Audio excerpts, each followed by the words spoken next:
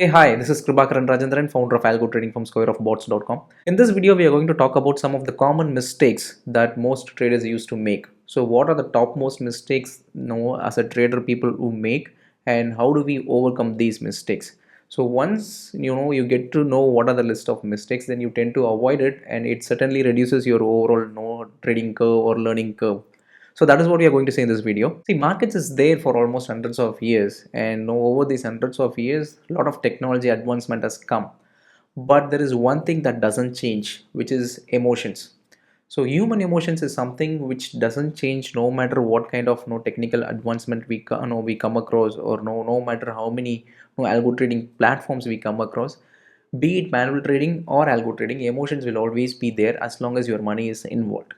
So greed and fear is what drives the market. So for an example, a guy who is trying to purchase a stock, if he sees that the stock which is currently trades at 100, and if he moves to 200, suddenly he has this fear of missing out. So what would happen if I don't enter into this stock? So probably from 200 it can go to 2000 also. So I do not want to miss this opportunity. So he tends to get into it.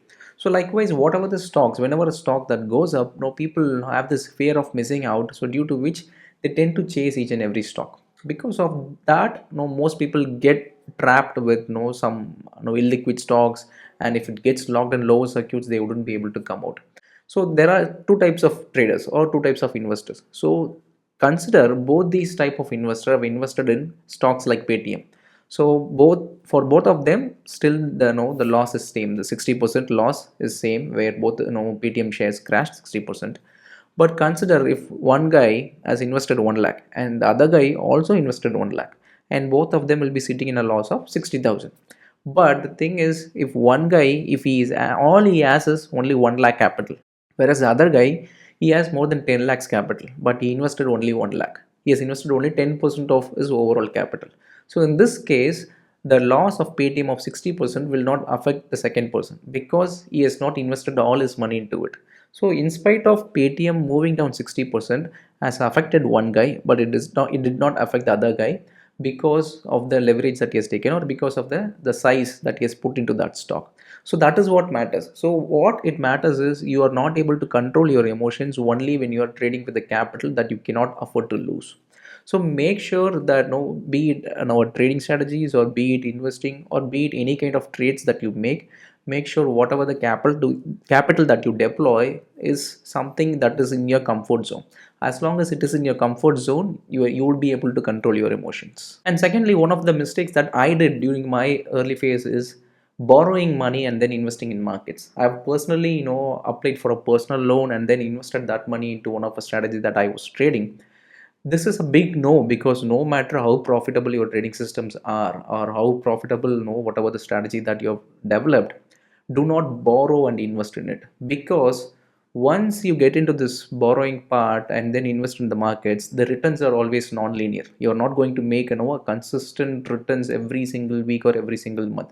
There could be rough phases, there could be phases where you don't need to where you won't make any positive returns, probably for 2 weeks, or even 3 weeks, or even 3 months or 4 months. So whether you make profits or whether you make loss, EMI payment is something that is really certain. So you need to make EMI payments for the loan that you have got.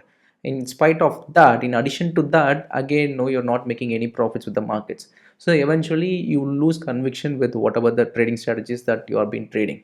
So what would happen is you will stop trading that system because you are not able to handle the pressure that it gives you because of the loan commitments, or because of the EMI commitments that you have undertaken. If you borrow a specific money, be it from friends or be it from bank, and then if you put into a markets and then try to trade based on that, it is definitely going to affect you. So definitely do not borrow money and then trade in the markets, no matter how promising the returns looks like.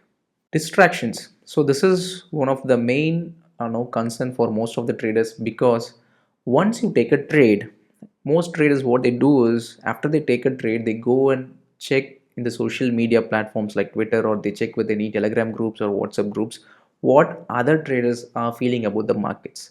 Consider if you have a bullish view and you've taken a position accordingly. Now you go to the social media platform and you check what other traders are feeling about the markets.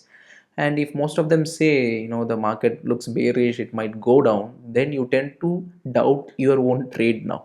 So the position that you have taken, which is bullish, you tend to feel that okay, market might go down, so probably I shouldn't hold this position because other traders are saying it is bearish, but I'm feeling bullish. So let me close the position and convert into a bearish position.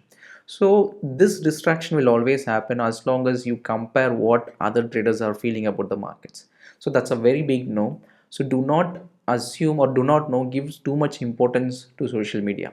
If you are actively trading, better stay away from social media as long as your trading position is open.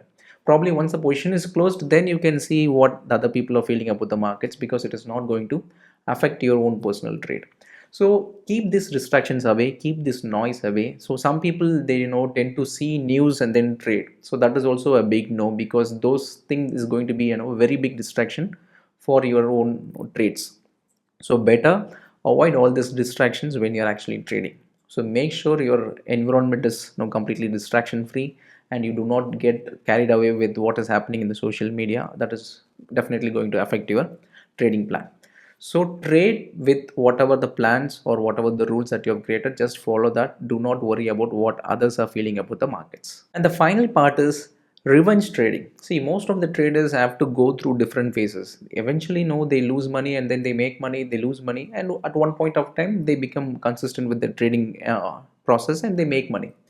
But the thing is, people who lost money or people who lost big money, they try to recover all those losses in just one single trade. Because of that, they try to bet big, or they try to risk more, so that they have this idea of trying to get back all the losses in one single trade. So I did this own mistake during 2014, I guess, when I was working with Infosys. I used no I lose certain money, I lost certain money, and I wanted to recover all that, whatever the money that I have lost over the couple of months in just one trade, because the next day Infosys is about to declare its quarterly results. So due to this, I started buying infy options. So I started initially buy call options, and then later point of time I bought put options also, thinking that even if market goes up in one side direction, or if infy goes down in one side direction, I will still be able to make money out of the call and put options which I bought. Eventually, actually, I bought a long strangle. That's all. Long back, I did not know what is long strangle or what is long straddle or short straddle. Any such jargons, I don't know about it. Basically, I wanted to buy options on both sides, so that if market moves in either direction, I make money. So this is what I had in my mind, and then I entered into a trade.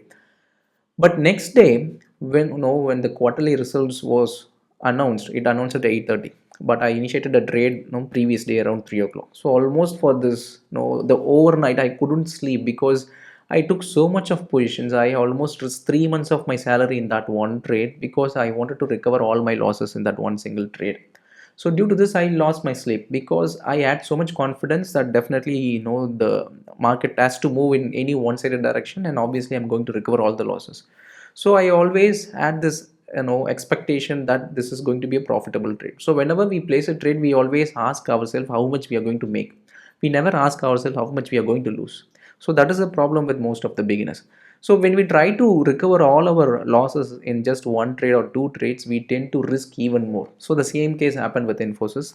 So the next day the results was declared, and it was in line with the expectations, and in fact it gapped up. But whatever the options that I bought, both call option and put option, both decayed. Both did not make profits. So even though Infosys appreciated in value, the call option decayed. I was wondering why it happened, because I back then I do not know about what is IV, I do not know about all these option jargons. Eventually I learned one thing is, before the event, any event, be it quarterly results event or be it RBI event or any kind of event, before an event takes place, IV shoots up, the premium shoots up for any of the options, due to which no, the next day once the event is out, the IB cools off, the premium goes down. So the one lesson that I learned during this period is, no matter what, before an event occurs, if you're trying to buy an option, you are going to pay a huge premium. So because all these premiums will be inflated, so you end up paying with a huge premium. So next day, if the IV cools off, if the premium decays, you tend to lose a lot. So do not buy options or do not get into options trading without knowing all these basic scenarios. So you wouldn't be able to make money on the long run if you don't understand how the option environment works. And secondly, do not try to recover all your losses in one single trade. That is never going to happen. So if you observe closely, check all the crashes: 1992 crash, 2000.com crash, financial crash. In all this crash, when it happened, so the moment market goes down, it takes so much of time eventually to recover from the losses, from the drawdowns, and then it moves up. So it moves down and then it slowly moves up. That's why they say market falls like a stone but moves up like a snail. So the same case happens with your losses also. When you make loss, do not try to recover from those losses within next one or two trades. Definitely you are going to recover the losses over a period of time, but don't be in a hurry. Just have some process. Tell yourself that okay, I've lost so much, accept that losses, and then see what process you can follow it. So once you follow a process, there is going to be a progress. So once you apply that into your own trading rules, give it some time and eventually your losses will be recovered.